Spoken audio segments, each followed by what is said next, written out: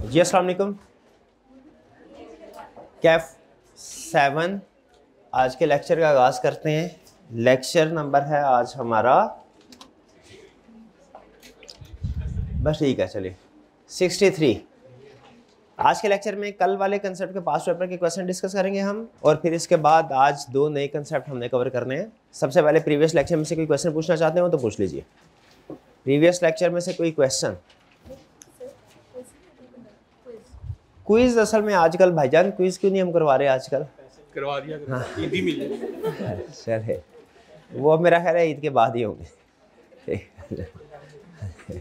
बकरे के पैसे कम ना पड़ जाए। तो कोई क्वेश्चन प्रीवियस लेक्चर में से? जी कोई क्वेश्चन नहीं है। चलिए पास्ट पेपर के क्वेश्चन की तरफ चलते हैं। Question 16 10 marks. सबसे पहले क्या करना है? टाइम बाउंड करना है अपने आप को। कितने टाइम में इसको सॉल्व होना चाहिए? 18। The board of director of classic paints limited a public listed company, listed को अंडरलाइन करें, has called an extraordinary general meeting. Extraordinary general meeting को भी अंडरलाइन करें। On the requisition of the share holders holding 10% of the voting power of the company. Share holders को भी underline करें। क्या extraordinary general meeting share holder की requisition पे conduct हो सकती है? देखिए जो इसको कॉल करेगा यानी मीटिंग को जो बुलाएंगे और जो इंतजामात संभालेंगे, कंडक्ट करेंगे, call and conduct of general meeting वो डायरेक्टर्स ही करेंगे, लेकिन जो रिक्विजिशन भेजी, रिक्वेस्ट भेजी है वो शेयर होल्डर्स भी भेज सकते हैं। शेयर होल्डर की रिक्वेस्ट पे भी एक्स्ट्राऑर्डिनरी जनरल मीटिंग कॉल हो सकती है, कंडक्ट हो सकती है। और देखिए क्या पावर इनके पास है? 10% पावर ही चाहिए होती है रिक्वेस्ट करने के लिए एक्स्ट्राऑर्डिनरी जनरल मीटिंग। क्या 10% ही चाहिए होती है पावर? और 10% ही वोटिंग पावर चाहिए होती है ना? बिल्कुल। तो उसके बाद कंडीशन पूरी हो गई। Approximately 20 minutes before the commencement of the meeting the chairman of the board of directors inform the company secretary of his inability to attend the meeting due to death of a close relative. 20 minute पहले अचानक इतला मिली कि close relative की death हो गई है। Chairman ने meeting को चेयर करना था, अब चेयरमैन कह रहा है कि मैं नहीं आ सकता। Required what would be the quorum of the above meeting. अभी एक्स्ट्राऑर्डिनरी जनरल मीटिंग, इसका तो कोरम हमने पढ़ा ही नहीं। हाँ किसी भी नहीं, type of quorum type of meeting पे डिपेंड नहीं करता, टाइप ऑफ कंपनी पे डिपेंड करता है। वो चाहे जनरल मीटिंग कोई सी भी हो, एक्स्ट्राऑर्डिनरी हो, एजीएम, स्टैट्यूटरी मीटिंग, सबका कोरम सेम है, रिक्वायरमेंट सेम है।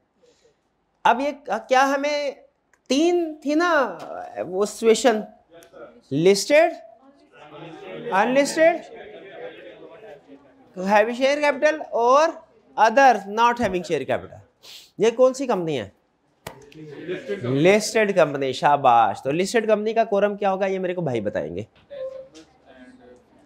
10 मेंबर्स लगाओ। 10 मेंबर ना ना ना ना ना 10 मेंबर्स क्या है भाई? Present in person or through video link और having 25% voting power, present in person or through proxy. बस हो गया, ला खत्म। यहीं पे खत्म हो गया तो फिर खत्म ही समझे इसको। और भाई अगली बात क्या थी?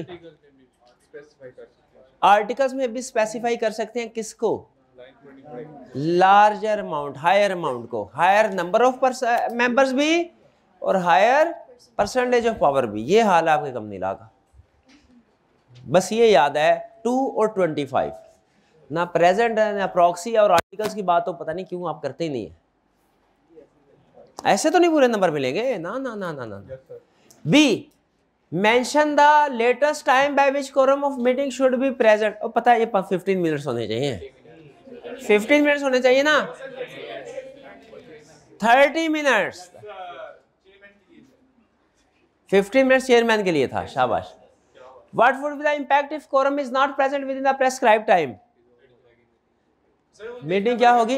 एडजॉर्न नहीं होगी रे, एडजॉर्न नहीं होगी। उसमें 2 पॉसिबिलिटीज थी।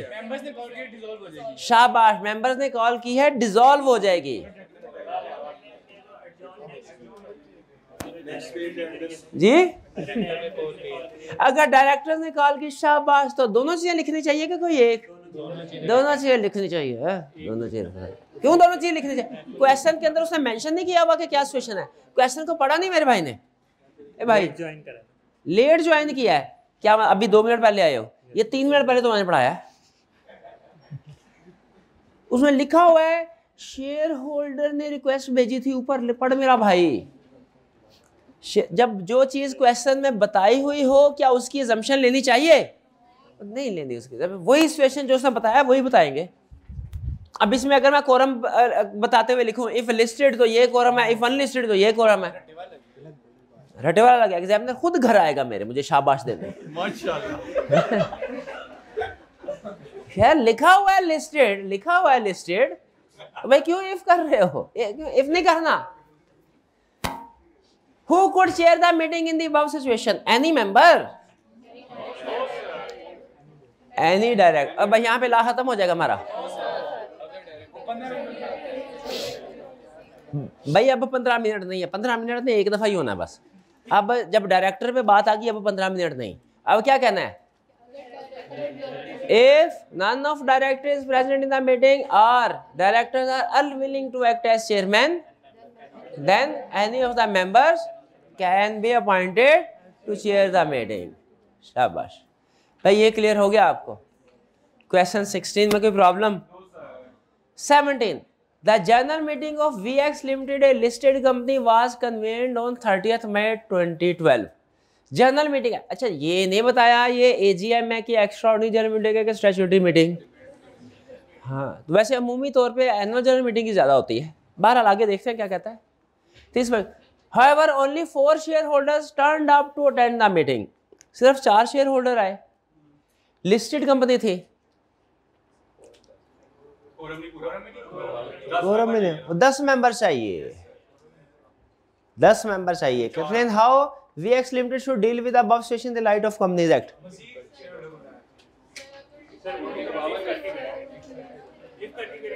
इफ करके करेंगे। अब चूंकि पहली चीज लिस्टेड कंपनी है, पहली बात देखेंगे लिस्टेड कंपनी है, कोरम प्रेजेंट नहीं है। अब आगे मीटिंग के साथ क्या सलूक करना है, ये इफ करके। If meeting was called on requisition of share holder it will be dissolved. और अगर ये कॉल की गई थी डायरेक्टर के, शाबाश, तो बताइए फिर क्या होगा? आज तक मेरी ख्वाहिश ही रही है कि कंपनी लॉ में कोई कंप्लीट आंसर भी दे दे। मुझे लगता है आज मेरी ये ख्वाहिश पूरी होने वाली है। आपने बताना है कि पूरी हुई कि नहीं। शाबाश बताइए। शाबाश, मीटिंग एडजॉर्न हो जाएगी next week, same day, same place, same time.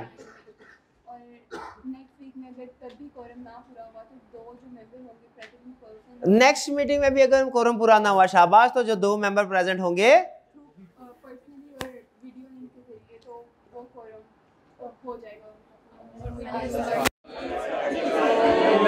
आज भी नहीं हो सका। आखिरी लाइन रह गई। आखिरी लाइन क्या थी? Unless articles provide other. कोई बात नहीं, अगली दफा से, अगली दफा से। हाँ, मुझे लगता है ये भाई होंगे वो जो मुझे कंप्लीट कंसेप्ट। ये 17 क्लियर हो गया। इसमें चूंकि उसने नहीं बताया हुआ था कि जनरल मीटिंग किसने कॉल की है, तो इसलिए हमने यहाँ पे इफ करके इसको आंसर किया। जी कैसे डील करेंगे, मतलब हम ये नहीं कहेंगे कैसे कोरम पूरा करेंगे? नहीं, कैसे कोरम पूरा करेंगे, नहीं डील करेंगे। अब आगे क्या करना है, मतलब डील करेंगे मतलब आगे एक्शन क्या लेना है, इन्होंने क्या करना है। ठीक है। Question 18. An extraordinary general meeting of Mastermind Technologies Limited (MTL), a listed company, was scheduled to be held on October 31st, 2009. The director adjourned the meeting for the next week as the quorum was not present within 15 minutes of the scheduled time.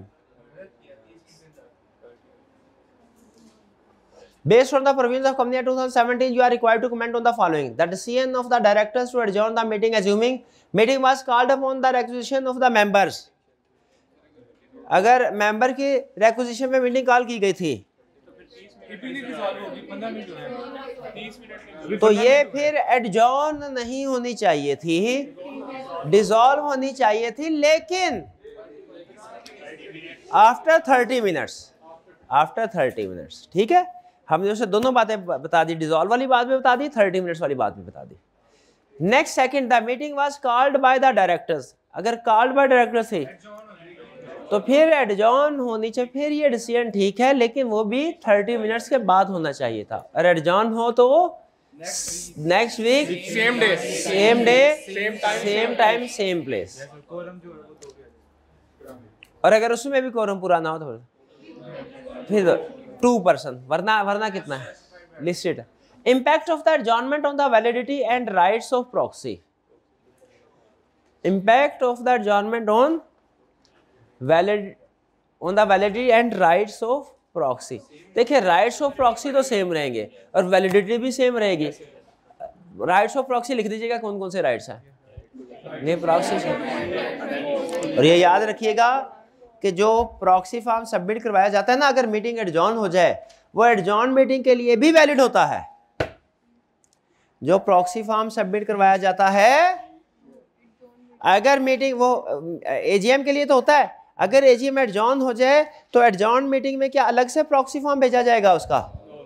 नहीं, वही proxy form चलेगा। Clear? अच्छा, और जो कोई company अगर किसी को अपनी जगह पे किसी को भेजे रिप्रेजेंटेटिव, उसे क्या बोलते हैं? रिप्रेजेंटेटिव। लेकिन अगर किसी जगह पे आ जाए उसके लिए वर्ड प्रॉक्सी, तो आपने उसकी गलती निकालनी है? हाँ, निकाल रहे हैं। ठीक है, तो इसका मतलब ये हुआ कि प्रॉक्सी के लिए तो प्रॉक्सी फॉर्म है, अगर वो कहे एग्जाम में तो फिर रिप्रेजेंटेटिव के लिए भी प्रॉक्सी फॉर्म है। लेकिन रिप्रेजेंटेटिव के लिए प्रॉक्सी फॉर्म के अलावा और क्या चीज है? Power of attorney. Power of attorney, एक चीज भूल गए ऐसे। पावर ऑफ अटॉर्नी और duly sign stamped. Duly sign, board of directors resolution, board of directors resolution. फिर the validity of the resolution pass at the adjourn meeting. Valid होंगी, ये बिल्कुल वैलिड होंगी, as effective as pass in original meeting, लेकिन effective date इनकी क्या होगी? Adjourn meeting की डेट। ये आपको बताया था ना concept, adjourn meeting is not equal to poll. ये 3 क्वेश्चन थे, इनमें कोई प्रॉब्लम हो तो पूछ लीजिए। भाई समझ आ गया? ये तीनों एग्जाम लेवल के, बल्कि एग्जाम लेवल क्या, ये सीफैप लेवल के 2 क्वेश्चन थे, लेकिन ये पुराने ज़माने का सीफैप लेवल है। पुराने ज़माने का सीफैप लेवल अब का कैफ है। ठीक है जी, अब पेपर मुश्किल हो गया, ये आपको पता है। पेपर आपके हमारे ज़माने से ज़्यादा मुश्किल हैं।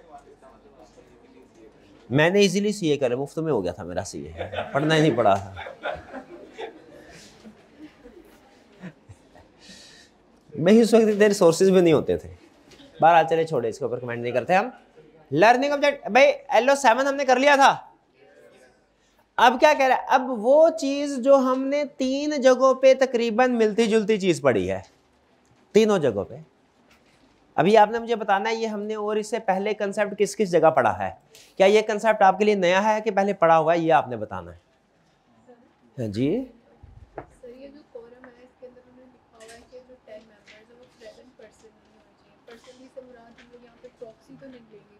हाँ, जो 10 मेंबर के साथ लिखा हुआ है प्रेजेंट इन पर्सन होने चाहिए।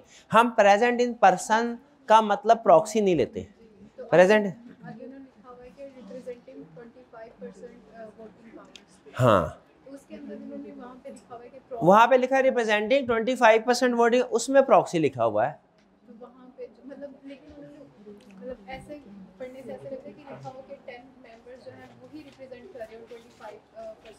नहीं नहीं, ऐसे नहीं, इसको एग्जांपल से समझते हैं।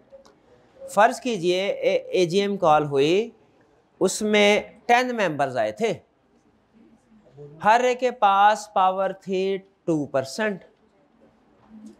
ठीक है, 12 आए थे, 12, हर एक के पास 2% पावर थी। ठीक है, क्या कोरम पूरा हुआ? नहीं हुआ। अच्छा, एक प्रॉक्सी, एक मेंबर जो है ना, मेंबर नंबर 7, उसे प्रॉक्सी भी अपॉइंट किया गया है। मेंबर को प्रॉक्सी भी अपॉइंट किया गया है, और जिसका वो प्रॉक्सी है उसके पास भी 2% शेयर थे। अगर तो प्रॉक्सी ना पॉइंट हुआ होता ना, कोरम पूरा ना होता। अब प्रॉक्सी पॉइंट हो गया है, अब मेंबर जो प्रेजेंट इन पर्सन है वो 12 ही है, वो 30 नहीं है। मेंबर प्रेजेंट इन पर्सन कितने हैं? 12 प्रॉक्सी को 12 में नहीं गिनना, लेकिन वोटिंग पावर कितनी हुई? हालांकि जो प्रेजेंट थे उनकी तो 24% थी, लेकिन अब जो प्रॉक्सी है उसकी वोटिंग पावर ऐड करनी है, उसको नंबर में नहीं गिनना, वोटिंग पावर परसेंटेज में गिनना। क्लियर? जी जी। जनरल मीटिंग में अगर पहले प्रॉक्सी आया और वो मीटिंग एडजर्न हो गया और एडजर्न में अब मेंबर आ गए उसकी जगह, तो बताना नहीं नहीं नहीं नहीं, एक दफा प्रॉक्सी आपने पॉइंट कर लिया ना, फिर मेंबर नहीं आएगा, एडजर्न में भी हो जाएगा। एडजॉर्न में भी हो जाएगा। वो प्रॉक्सी फॉर्म वैलिड होता है ओरिजिनल मीटिंग के लिए भी और बाद में जितनी भी एडजॉर्न मीटिंग होती है उनके लिए भी। ठीक है जी, आगे चलते हैं। अच्छा, ये कंसेप्ट है circumstances when general meeting may be declared invalid. अच्छी खासी मीटिंग हुई है, उसको law invalid, court invalid declare कर सकता है? कर सकता है भाई। अगर वो लीगल रूल्स के मुताबिक नहीं हुई तो वो इनवैलिड हो सकती है, डिक्लेयर क्यों नहीं हो सकती है? जैसे कोर्ट में डिक्लेयर है जनरल मीटिंग इनवैलिड, या तो कह रहा है सारी की सारी उड़ा दी जाएगी प्रोसीडिंग, या उसका कुछ हिस्सा मीटिंग का। कब? इफ। और ये सारी कंडीशन, एंड है ना, एंड का मतलब क्या है? सारी कंडीशन पूरी होनी चाहिए। इफ पहली कंडीशन, मेंबर्स हैविंग 10% और मोर वोटिंग पावर, 10 मेंबर्स के पास 10% या और वोटिंग पावर हो, ये वाले मेंबर जाए, किधर जाए? File petition with court. Court को पिटीशन फाइल करते हैं, कमीशन को नहीं, रजिस्ट्रार को नहीं। किसको? और कितने परसेंट? 10%। अच्छा, आप इसमें वही क्लासिक क्वेश्चन पूछे अपना जो आप हर दफा पूछते हैं कि सर एक ही मेंबर के पास 10% हो, या कि अगर किसी के पास कम है और एग्रीगेट होके 10 हो जाए तो वो भी अप्लाई कर सकते हैं? दोनों कर सकते हैं, दोनों कर सकते हैं। अकेला कोई अगर 10% के बराबर है वो भी कर सकता है, अगर कोई अकेला 10% के बराबर नहीं है, 2-3 मिलकर 10% हो जाते हैं, वो भी कर सकते हैं। With in 30 days of the disputed meeting, इस मीटिंग के 30 दिन के अंदर अंदर 10% मेंबर कोर्ट के पास जाएं और कोर्ट कहेगा मैं आप ही का इंतजार कर रहा था, बगैर देखे साइन कर देगा, तो कुछ साबित करना पड़ेगा। साबित क्या करना पड़ेगा? It is proved that there was a material defect और ओमिशन इन नोटिस और irregularity in proceedings of meeting which prevented members from using their rights effect. कि या तो नोटिस में कोई मटेरियल होता है मेजर, या तो कोई नोटिस में मेजर इरेगुलरिटी थी या मीटिंग कंडक्ट होने में मेजर रेगुलरिटी थी। नोटिस में इरेगुलरिटी क्या हो सकता है? नोटिस 21 डेज पहले ना भेजाओ। मीटिंग में इरेगुलरिटी क्या हो सकता है? कोरम प्रेजेंट नहीं था फिर भी मीटिंग कर ली गई। ठीक है, हो सकता है 45 मिनट गुजरने के बाद भी कोरम प्रेजेंट नहीं था फिर मीटिंग पैसे। ठीक है, तो या हो सकता है किसी मैटर के ऊपर वोटिंग हुई थी और कोई मेंबर कहे वोट सही काउंट नहीं किए और वो सबूत लेके चला जाए कोर्ट के पास, कुछ भी रीजन हो सकती है। तो अगर मीटिंग के नोटिस में या कंडक्ट ऑफ मीटिंग में कोई इरेगुलरिटी है मटेरियल, तो किधर जाना है? कोर्ट। किसने जाना है? 10% मोर वोटिंग पावर। कब जाना है? Within 30 days. और साबित क्या करना है? material defect or omission. Material defect or omission in notice of meeting or in proceedings of meeting. शाबाश। कोर्ट में also order to hold fresh general meeting. Court चाहे तो उस प्रोसीडिंग को कैंसिल कर दे और फिर चाहे तो उसकी जगह पे फिर कहे कि अब दोबारा सारे फैसले करो। यानी कोर्ट के पास कैंसिल करने का भी इख्तियार है और फ्रेश मीटिंग का भी इख्तियार है। क्लियर? अच्छा, ये बताइए कंसेप्ट हमने इससे पहले कहाँ पढ़ा था? Election of director invalid. Election of directors invalid, variation in share holders right invalid, और ये proceedings of general meeting invalid. फिर से election of directors invalid, variation in share holders right invalid, और अब मीटिंग। यानी कोर्ट कुछ काम invalid करने के लिए आता है। ठीक है, अच्छा अब मुझे ये बताइए कि क्या सारे तीनों कंसेप्ट्स बिल्कुल सेम है? No sir, it is proved में फर्क है कि प्रूव क्या करना है। Variation in shareholder rights में कुछ और प्रूव करना था, डायरेक्टर इलेक्शन में कुछ और प्रूव करना है, यहाँ पे कुछ और जनरल मीटिंग में कुछ और प्रूव करना। इस चीज का ध्यान रखिएगा। क्लियर? कोई प्रॉब्लम इसमें? कोई प्रॉब्लम नहीं। आगे चलते हैं। छोटा सा कंसेप्ट था ये तो, और वो छोटा भी क्या पहले पढ़ा हुआ था, रिपीट हुआ ये तो, कोई बात नहीं। Next resolution. अच्छा मुझे लग रहा है इत्तेफाक से ये भी पहले पढ़ा हुआ है। रेजोल्यूशन क्या होता है ये पता है आपको? क्या है? Decisions of a meeting. Resolution किसे कहते हैं? मीटिंग में जो भी डिसीजन हो। रेजोल्यूशन की दो टाइप्स होती हैं, ऑर्डिनरी रेजोल्यूशन, स्पेशल। अमूमी तौर पे ऑर्डिनरी रेजोल्यूशन के लिए ऑर्डिनरी रेजोल्यूशन, स्पेशल बिजनेस के लिए स्पेशल रेजोल्यूशन, लेकिन हमेशा ये रूल नहीं है। ठीक है? बाज़ औक़ात कुछ स्पेशल बिजनेस के लिए भी हो सकता है स्पेशल रेजोल्यूशन, नहीं ऑर्डिनरी से काम चलता हो, तो हमेशा का ये रूल नहीं है। कल परसों के एक आधा मैटर को डिस्कस हुआ था ना, क्या हुआ था, कौन सा था वो, क्या था जिसमें वो स्पेशल बिजनेस था लेकिन ऑर्डिनरी रेजोल्यूशन हो रही थी? कोई एग्जांपल आई थी? नॉन कैश ट्रांजैक्शन विद, ठीक है, loan to director, loan to director, उसके लिए स्पेशल रेजोल्यूशन तो नहीं ना रिक्वायर्ड थी? हाँ शाबाश, स्पेशल बिजनेस था, ऑर्डिनरी में नहीं था ना, तो स्पेशल बिजनेस था। ठीक, चलिए कह रहा है passing of resolution by member through circulation. क्या सर्कुलेशन के जरिए से रेजोल्यूशन पास हो सकती है? सर्कुलेशन का मतलब क्या होता है? रेजोल्यूशन थ्रू सर्कुलेशन का मतलब क्या होता है? एक होती है रेजोल्यूशन मीटिंग में बाकायदा पास, मीटिंग कॉल की गई, उसमें मेंबर्स आए, उधर वोटिंग हुई, उधर रेजोल्यूशन पास हुई, ये तो नॉर्मल वाली रेजोल्यूशन है। फिर रेजोल्यूशन थ्रू सर्कुलेशन क्या है? बगैर मीटिंग के रेजोल्यूशन बगैर मीटिंग के रेजोल्यूशन कैसे पास हो सकती है? इंफॉर्मेशन सर्कुलेट करवा दें ईमेल के जरिए से। पुराने जमाने में पोस्ट के जरिए से करवाते थे, आजकल कैसे करवाते हैं? ईमेल के जरिए से, ईमेल के जरिए से। ठीक है जी? तो ये मुझे बड़ा लग रहा है कंसेप्ट। कहाँ पढ़ा था हमने? चैप्टर 3 में। चैप्टर 3 में कंसेप्ट ये नहीं था, इसे मिलता जुलता था। वो कौन सा कंसेप्ट था? वो था resolution through circulation board meeting में। ये जनरल मीटिंग है, वो बोर्ड मीटिंग था, ये जनरल मीटिंग है। फर्क है, उसमें कोई टाइप ऑफ कंपनी को स्पेसिफाई नहीं किया था, हर तरह की कंपनीज के लिए था। इसमें टाइप ऑफ कंपनी स्पेसिफाई किया है कि मेंबर्स भी जिस तरह डायरेक्टर रेजोल्यूशन थ्रू सर्कुलेशन पास कर सकते हैं, उस तरह मेंबर्स भी रेजोल्यूशन थ्रू सर्कुलेशन पास कर सकते हैं। लेकिन कौन से मेंबर? छोटी कंपनी, बड़ी कंपनी में नहीं। छोटे, जैसे members of private company or unlisted public company having up to 50 members can pass a resolution through circulation on a special business. Special business पे रेजोल्यूशन पास करना, ऑर्डिनरी बिजनेस पे resolution pass नहीं करनी। Listed company ने resolution pass नहीं करनी।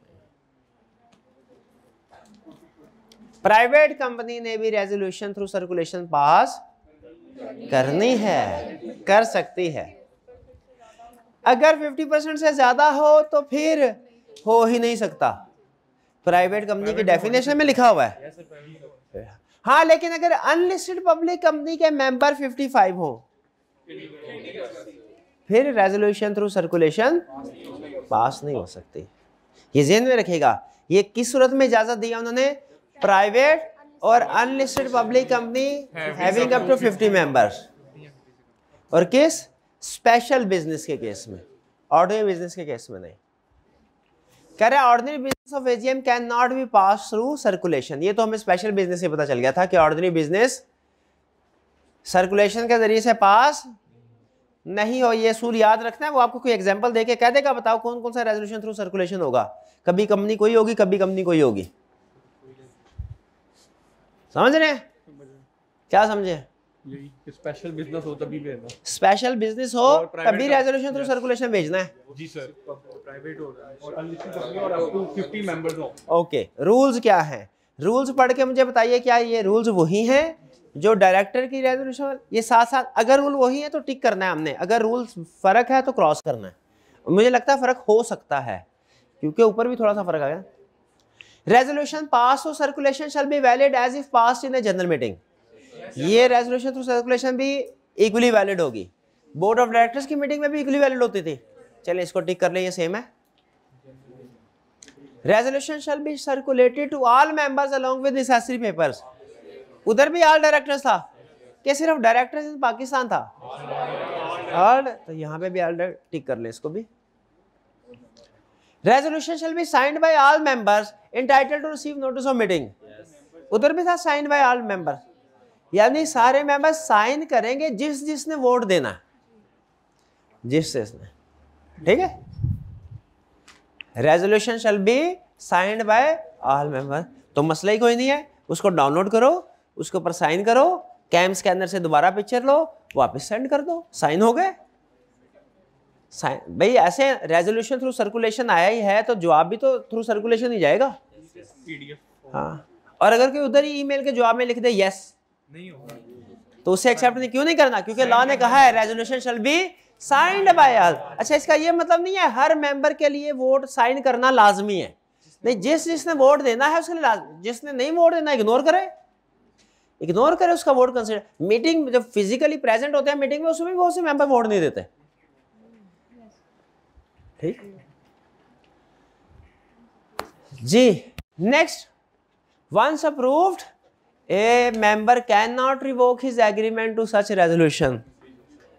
उन्होंने कहा थी 5 तारीख के मुताबिक 5 तारीख तक जवाब देना, 2 तारीख को सेंड कर दिया, 4 को याद आया हो ये गलत किया है, वोट चेंज हो सकता है। Once approved member can not revoke member such a resolution shall be noted in the minutes of subsequent general meeting. उधर भी यही था, सब्सिक्वेंट जनरल मीटिंग, उधर सब्सिक्वेंट बोर्ड मीटिंग था, इधर सेम है, टिक लगा ले, फिर इसको भी कंसेप्ट सेम है, मैं सिमिलर है, सिमिलर कर ले। हाँ, एग्जैक्टली सेम नहीं है ये ना, उधर छापा मार दे सर ने कहा था सेम है, वो बोर्ड ऑफ डायरेक्टर पूछे आप जनरल मीटिंग लिख रहे हो। डायरेक्टर की रेजोल्यूशन थ्रू सर्कुलेशन किस टाइप ऑफ कंपनीज में यूज कर सकते हैं? डायरेक्टर्स के लिए रेजोल्यूशन थ्रू सर्कुलेशन की ऑप्शन है। किस टाइप ऑफ कंपनी में resolution through circulation by director हो सकता है? प्राइवेट कंपनी और अनलिस्टेड। देखा, ये आई कैप के लिए भी तैयार नहीं है आप। आई कैप, मैं अभी बता रहा हूँ, आई कैप के लिए भी तैयार। रिटर्न प्रैक्टिस नहीं कर रहे आप रिटर्न प्रैक्टिस नहीं कर रहे, आप क्वेश्चन को गौर से नहीं पढ़ रहे, कंसेप्ट को नहीं देख रहे, बार बार बोला है, एंड पे अलहदा से करके भी लिख दिया है। टाइप ऑफ कंपनी का कंसेप्ट चेंज हो जाता है, टाइप ऑफ कंपनी के लिहाज से, टाइप ऑफ मीटिंग के लिहाज से, रेजोल्यूशन है, परसेंटेजेस हैं, डेज हैं, कुछ नहीं, सिर्फ बेसिक कंसेप्ट आपको याद है, ये पढ़ा था कि ये होता है, ये होता है, कहाँ होता है, कैसे होता है, कुछ नहीं पता। वोटिंग सिस्टम कितने हैं? 2 सिस्टम है, ये मुझे पता है, ठीक है। एक है शो ऑफ हैंड, एक है पोलिंग। पोलिंग के क्या रूल्स है?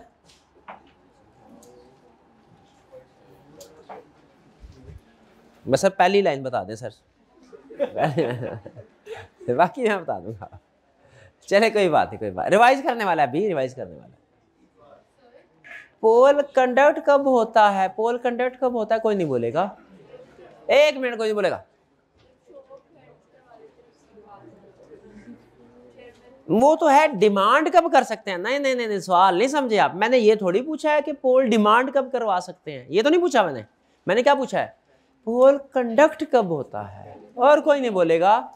जब उस मीटिंग में शो ऑफ हैंड का फैसला ना हो, नहीं होने पे भी हो सकता है, पोल क्यों नहीं हो सकता? फैसला हो गया, मेरी मर्जी के खिलाफ हुआ, मैं पोल डिमांड कर सकता, क्यों नहीं कर सकता? कर सकता हूं। निराश किया है आपने, सही बात है ये भाई, इससे मुझे उम्मीद है। हाँ भाई, चेयरमैन करवाता है। कब? When on or before a declaration is adopted हाँ जी, उसी मीटिंग में होगी कि कोई टाइम पीरियड दिया हुआ है? 14 days। अब 14 डेज, क्या 14 डेज के बाद होगी? ये भी नहीं पता, बाद होगी पहले होगी। अच्छा, हालांकि मैंने ये 14 डेज वाला पूछना भी नहीं था, मैंने तो कंसेप्ट दूसरा पूछना था कि आप वो बताते हैं कि नहीं, वो क्या कि बाकियों के लिए 14 डेज का टाइम है। 2 मैटर्स ऐसे हैं जो कि जिनके ऊपर पोलिंग इमीडिएटली कंडक्ट होगी। Adjournment of meeting. और बस कर दे भाई, घेरगार के कंसेप्ट तक ले आए हम तो इतना में छोड़े। फाइलिंग, जी जी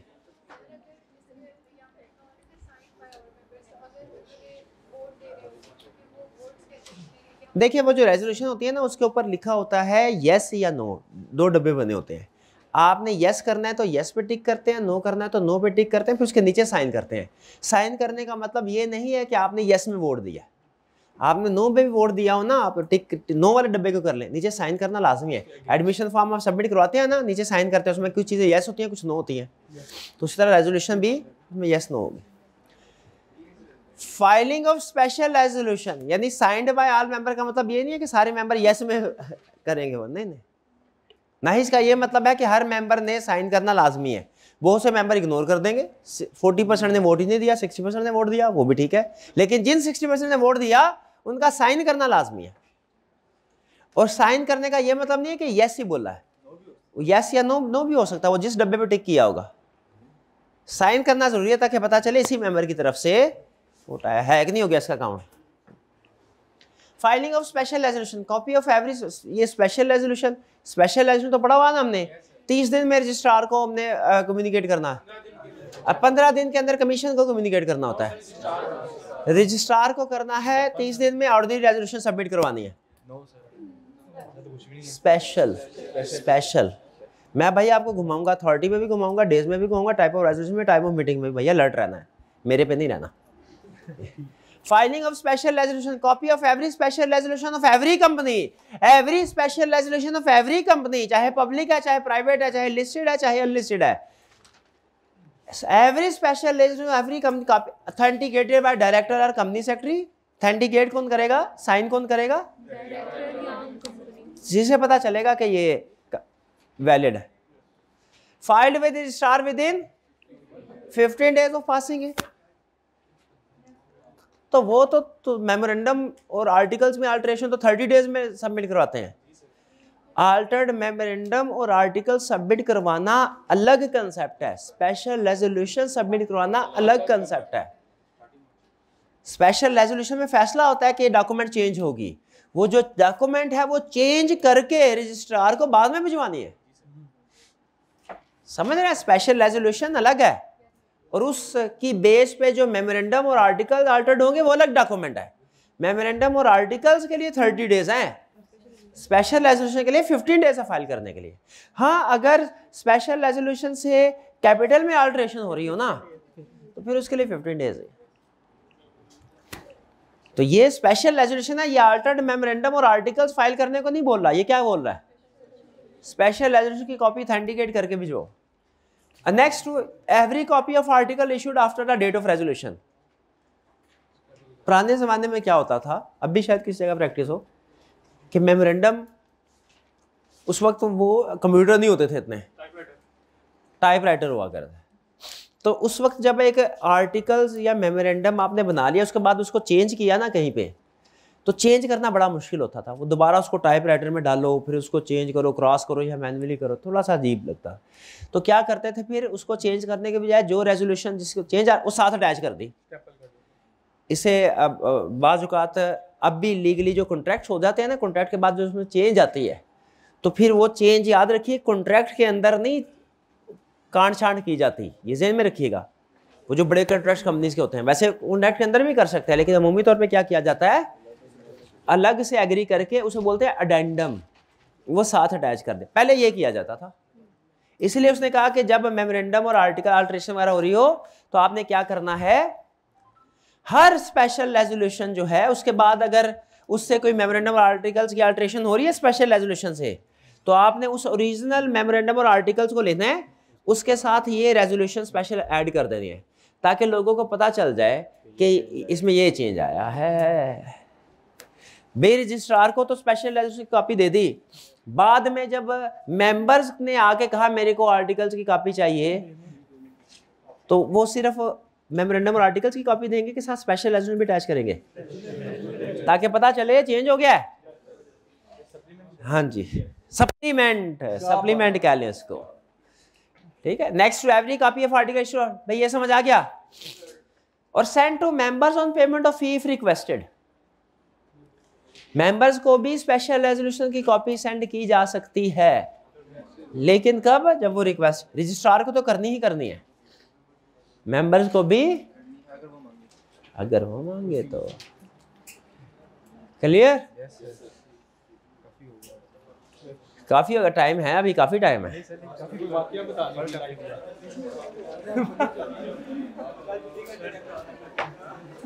वकूआ में बड़ी दिलचस्पी है भाई को, है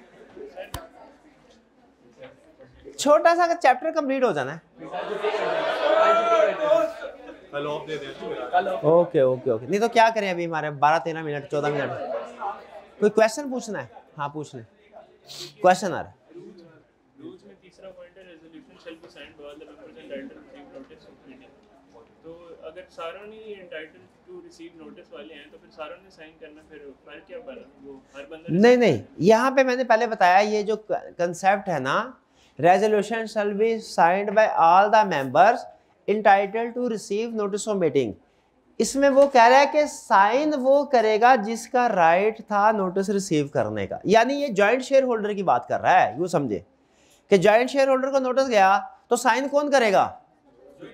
entitled to receive notice of meeting. कौन था entitled to receive notice of meeting? इसका नाम, ये उसकी बात कर रहा है। ये हरगिज नहीं कह रहा कि सारे के सारे मेंबर जिनको नोटिस भेजा है ना, सबका साइन करना लाजमी है। ओके, मेंबर कहेगा नहीं मैं करता, लो कर लो जो करना है, लाजमी थोड़ी है। वो कोई मेंबर महीना ईमेल चेक नहीं करते, वो ईमेल के जरिए अगर सर्कुलेशन के जरिए से है वो हो सकता है, तो क्या उसका इंतजार करते रहेंगे कब वो ईमेल खोले, कब उसका जवाब दे, फिर रेजोल्यूशन पास हो? ठीक है, तो यहाँ पे इसका मतलब ये नहीं हर मेंबर ने, यहाँ मतलब है कि जिसने वोट देना है वो साइन करेगा। और साइन कौन करेगा? अगर अब जैसे ऑफिशियल साइन नहीं है कोई, उसमें मेंबर साइन करेगा कि ऑफिशियल साइन नहीं करेगा? हाँ, क्योंकि एंटाइटल्ड टू रिसीव नोट उस केस में वो हो जाता है। तो ये वो रेयर या एक्सेप्शनल केसेस को सामने रख सकता है। क्लियर जी? और कोई क्वेश्चन? कोई क्वेश्चन नहीं है। वहाँ पे भी सेम रूल है कि सारे डायरेक्टर लाजमी नहीं, कुछ डायरेक्टर हो सकता है वोट कास्ट ना करे। चलिए फिर आज जल्दी छुट्टी कर लेते हैं, 12 मिनट 10 मिनट है। चलिए ठीक है, कोई नहीं, असाइनमेंट करके आइएगा। फिर आज का लेक्चर यहाँ ख़त्म करते हैं। अल्लाह हाफ़िज़।